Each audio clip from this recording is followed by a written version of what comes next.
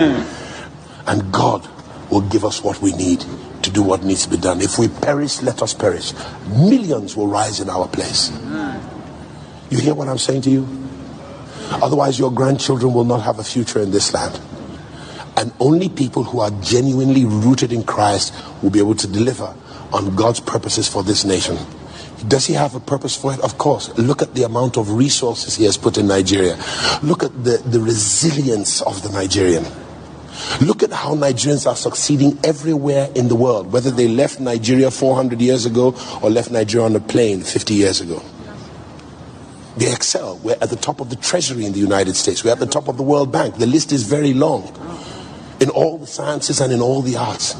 So the problem is not Nigerians. It is Nigeria and its constitution. The document upon which we were formed was a few soldiers who put it together and their surrogates. And that's what's supposedly holding us together. The foundation is that document.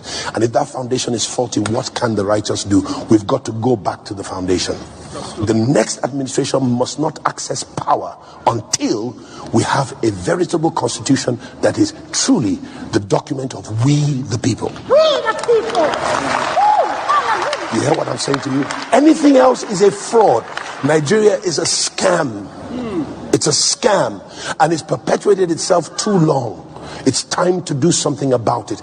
No politician has the right to talk to us on this matter unless they believe as we believe. On this matter, Nigeria can do better, she can get better, and she can win.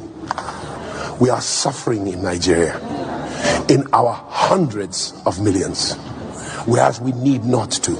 We could easily be one of the top 3 countries in the world with the kind of resources we have.